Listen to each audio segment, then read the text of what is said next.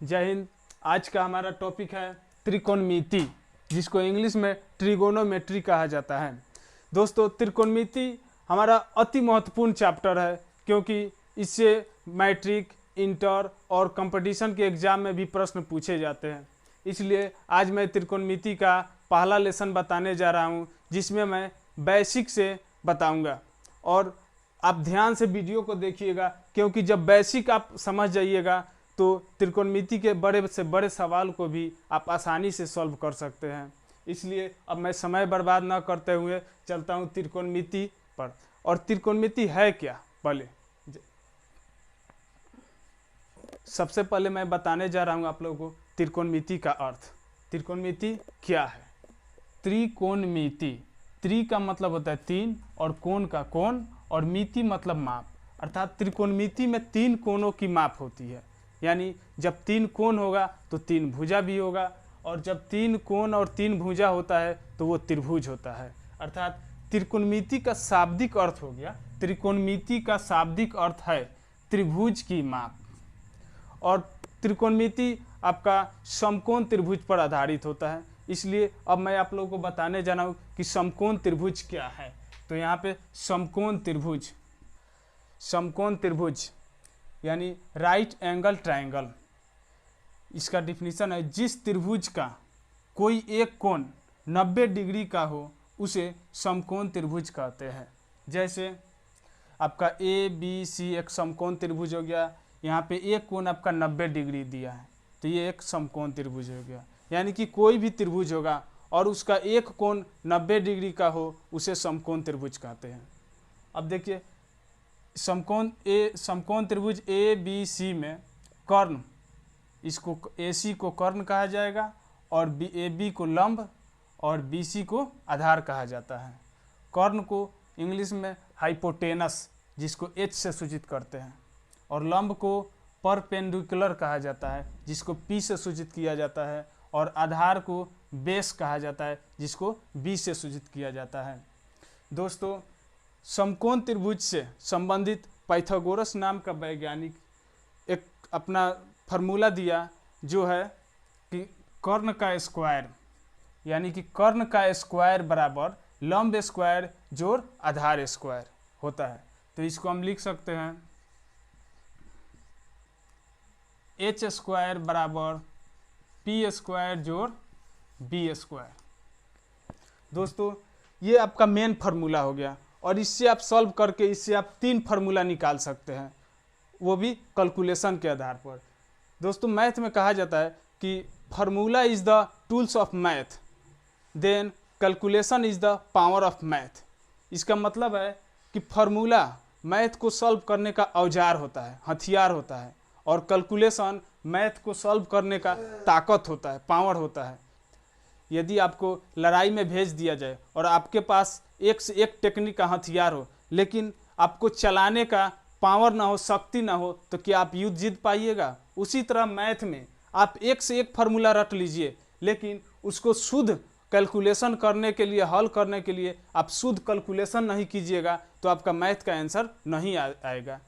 और मैं calculation fast करने के लिए कैलकुलेशन ट्रिक्स पर वीडियो बनाया है, जिसका लिंक नीचे डिस्क्रिप्शन में दिया हुआ है। आप वहां से जाकर वीडियो को देख सकते हैं और उससे आप कुछ सीख सकते हैं। जैसे अब आगे चलते हैं हम कि H बराबर, इससे आपका H का मान अगर निकालना है, H बराबर, तो ये स्क्वायर रूट में आ जाता है, root under P square plus B square. और इसी तरह अगर आपको निकालना है P का मान, तो P स्क्वायर बराबर H स्क्वायर, और ये B स्क्वायर इधर प्लस में है तो इधर माइनस में आ जाएगा, तो माइनस B स्क्वायर। तो केवल P का मान जब निकालना होगा तो P बराबर स्क्वायर आ जाएगा रूट में H square minus B square. इसी तरह हमको B का मान जब निकालना होगा तो B बराबर root under H square minus P square. तो दोस्तों, ये इतना फार्मूला रटने की ज़रूरत नहीं है। यदि आप कैलकुलेशन मजबूत है आपका, तो केवल ये फार्मूला आप ध्यान में रखिएगा, तो बाकी H का मान, P का मान, B का मान आप खुद कैलकुलेशन करके निकाल सकते हैं। आगे मैं आप लोगों को समकोण त्रिभुज में कोण संबंधित चीज़ बताने जा रहा हूँ, जिसमें कर्ण चेंज नहीं होता है और लंब और आधार आपस में चेंज होते रहता है। तो ये कब चेंज होता है लंब और आधार, इसके बारे में मैं बताने जा रहा हूँ। कोण जिसको थीटा द्वारा सूचित किया जाता है, यानी कि कोण के सामने की भुजा को लंब कहा जाता है। समकोण त्रिभुज में जो भी कोण को इंडिकेट किया जाएगा, सूचित किया जाएगा, उसके ठीक सामने की भुजा को लंब कहा जाता है। यानी कि जैसे देखिए आप, अगर आप कोण इसको सूचित करते हैं, यहाँ पे थीटा लिखते हैं, यानी कि थीटा का मतलब आपका 30 डिग्री, 60 डिग्री, 45 डिग्री, 75 डिग्री कुछ भी हो सकता है। तो ठीक इसके सामने जो भुजा होगा, इसके ठीक सामने ए बी भुजा है, तो ए बी भुजा लंब हो जाएगा। यही आप अगर यहाँ पे कोण न देकर यदि आपका यहाँ पे कोण दे रहा है थीटा, तो इसके सामने की भुजा कौन सा हुआ, बी सी, तो आपका बी सी लंब हो जाएगा। इसी तरह सवाल बनाते समय इसका ध्यान में रखा जाता है कोण में, कि सवाल में कौन सा कोण को सूचित कर रहा है। अब मैं आप लोगों को बताने जा रहा हूँ त्रिकोणमितीय अनुपात, जो sine theta, cosec theta, cos theta, sec theta, tan theta और कॉट थीटा होता है। तो ध्यान दीजिए वो क्या होता है। ये आपका एच होता है,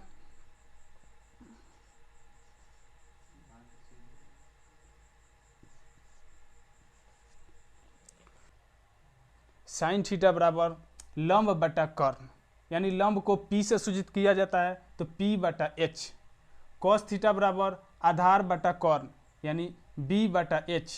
टैन थीटा बराबर लंब बटा आधार, यानी P बटा B। और कोसेक थीटा बराबर कर्ण बटा लंब, यानी H बटा P। और सेक थीटा बराबर कर्ण बटा आधार, यानी H by B। Cot theta बराबर आधार बटा लंब, यानी B by P।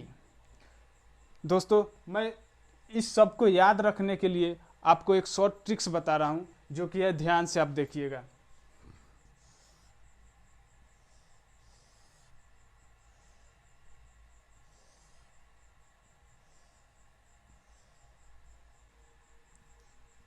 P Pakistan, B भूखा, P प्यासा, यानी कि पाकिस्तान भूखा प्यासा, और नीचे हिंदुस्तान हरा भरा।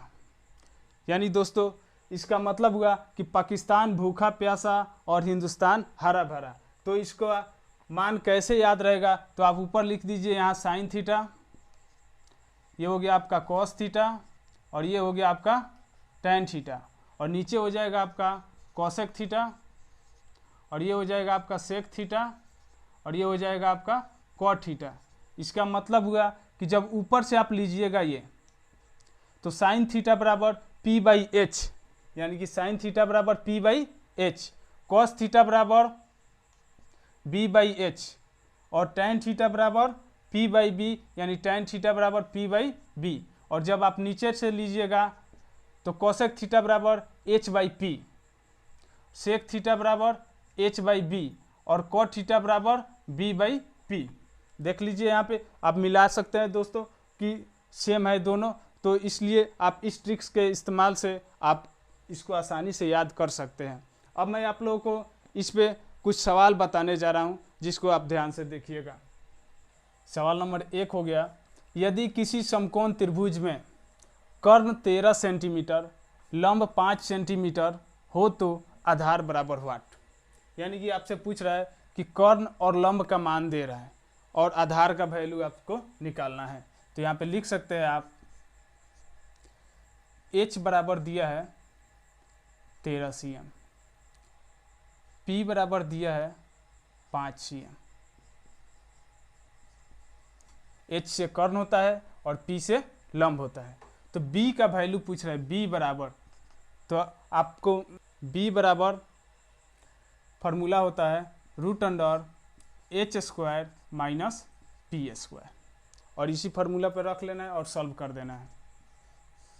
H का वैल्यू हो गया 13 का स्क्वायर माइनस P का वैल्यू हो गया 5, और 5 का स्क्वायर कर देंगे। 13 का स्क्वायर 169 होता है, माइनस 5 का स्क्वायर 25 होता है। 169 में से 25 घटाएंगे तो √144 हो जाएगा, और 144 का वर्गमूल होता है 12 cm, यानी कि हमारा आधार हो गया 12 सेंटीमीटर। अब सवाल नंबर 2 है, यदि साइन ए बराबर 3/4 तो अन्य त्रिकोणमितीय अनुपात ज्ञात करें। दोस्तों यहाँ पे दिया है आपका साइन ए बराबर 3/4, तो इसका तुलना करेंगे हम इसके फार्मूला से। साइन थीटा बराबर फार्मूला क्या होता है, P/H, यानी हो गया P बराबर 3 हो गया और H बराबर 4 हो गया। तो P और H का वैल्यू दिया है तो हम B का मान पहले निकाल लेंगे। B बराबर √H² माइनस P², यानी कि हो जाएगा आपका 4 का स्क्वायर माइनस 3 का स्क्वायर। 4 का स्क्वायर आपका 16 हो गया, 3 का स्क्वायर माइनस 9 हो गया, तो 16 में से 9 हो जाएगा 7, यानी √7 हो गया, यानी कि B का वैल्यू क्या हो गया, √7। तो पूछ रहा है कि अन्य त्रिकोणमितीय अनुपात बताइए, यानी कि साइन ए का वैल्यू दिया है, अब आगे निकालना है कॉस ए का वैल्यू। तो कॉस ए बराबर फार्मूला क्या होता है, B/H, यानी कि B का मान रख देंगे √7, B का वैल्यू हो गया √7 और H का वैल्यू हो गया आपका 4, यानी √7/4। इसी तरह आगे हो जाएगा आपका tan A, तो tan A बराबर फार्मूला होता है P/B। तो P का मान कितना हो गया आपका, P का मान 3 दिया है तो 3, और B का मान कितना दिया है आपका √7, तो 3/√7। अब आगे निकालेंगे हम कोसेक A बराबर, तो कोसेक A का फार्मूला होता है H/P, यानी H का वैल्यू कितना दिया है 4 और P का वैल्यू कितना दिया है 3, तो 4/3। इसी तरह आगे हम निकालेंगे सेक A, तो सेक A का फार्मूला क्या होता है H/B, यानी H का मान कितना हो गया 4, तो लिख देंगे 4, और B का मान कितना निकला है √7, तो 4/√7। उसके बाद निकालना है कॉट A, तो कॉट A का फार्मूला होता है B/P, यानी B का मान कितना दिया है √7 और P का मान कितना दिया है 3, तो यहाँ पे रख देंगे 3। तो यही हो गया हमारा अन्य त्रिकोणमितीय अनुपात, साइन को छोड़कर cos A, tan A, cosec A, sec A और कॉट A। सवाल नंबर 3 है, यदि 15 कॉट A बराबर 8 हो तो साइन A एवं सेक A का मान ज्ञात करें। यानी कि दिया है इसमें 15 कॉट A बराबर 8 लिखा है, तो यहाँ पे कॉट A का मान पहले निकाल लेंगे। कॉट A बराबर 8/15। अब इसको फार्मूला से तुलना करेंगे। कॉट A का फार्मूला होता है B/P, इसका मतलब हुआ B बराबर हो गया 8 और P बराबर हो गया 15।